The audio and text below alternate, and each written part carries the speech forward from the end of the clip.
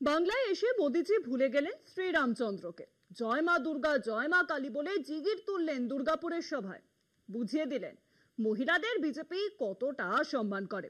আর বিজেপির পুরনো স্লোগান বলছে বেটি বাঁচাও বেটি পড়াও।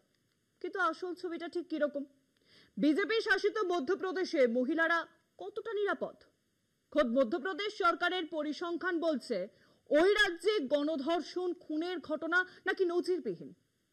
এখন চুপ কেন মোদী সরকার? এক্স্যান্ডলে সরব হয়েছে তৃণমূল কংগ্রেস।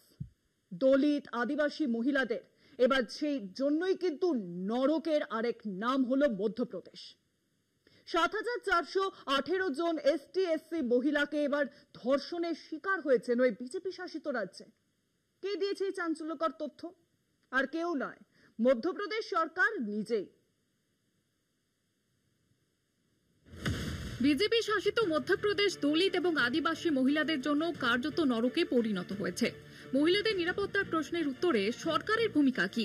খোদ রাজ্য সরকারের তরফে বিধানসভায় দেওয়া খতিয়ান দেখে চোখ কপালে ওঠার মতো অবস্থা।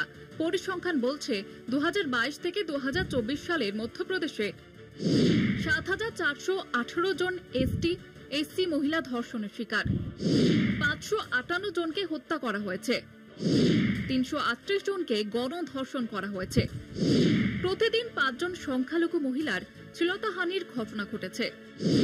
১,৯০৬টি পারিবারিক হিংসার ঘটনা ঘটেছে। দলিত ও আদিবাসী মহিলাদের উপর ৪৪,৯৭৮টি নির্যাতনের ঘটনা ঘটেছে। গড়ে প্রতিদিন ৪১টি অপরাধ ঘটেছে। প্রতিদিন গড়ে ৭ জন আদিবাসী মহিলাকে ধর্ষণ করা হয়েছে। টানা ৩ বছর ধরে পারিবারিক নির্যাতনের শিকার হয়েছেন প্রতিদিন গড়ে ২ জন আদিবাসী মহিলা। কংগ্রেস বিধায়ক আরিফ মাসুদের প্রশ্নের উত্তরে এই চাঞ্চল্যকর তথ্য তুলে ধরেন মুখ্যমন্ত্রী মোহন যাদবের সরকার। পাশাপাশি পারিবারিক নির্যাতনের ঘটনাও চোখে পড়ার মতো। এক্স্যান্ডলে মধ্যপ্রদেশ সরকারের দেওয়া পরিসংখ্যান তুলে ধরে সরব হয়েছে তৃণমূল কংগ্রেস। অবিজেপি শাসিত রাজ্যে খুন বা ধর্ষণের ঘটনা ঘটলে আসরে নামে বিজেপি, পাঠায় একাধিক কমিশন, ফ্যাক্ট ফাইন্ডিং টিম। কিন্তু এক্ষেত্রে কেন্দ্র সরকার চুপ কেন? প্রশ্ন তৃণমূলের। কলকাতা টিভি।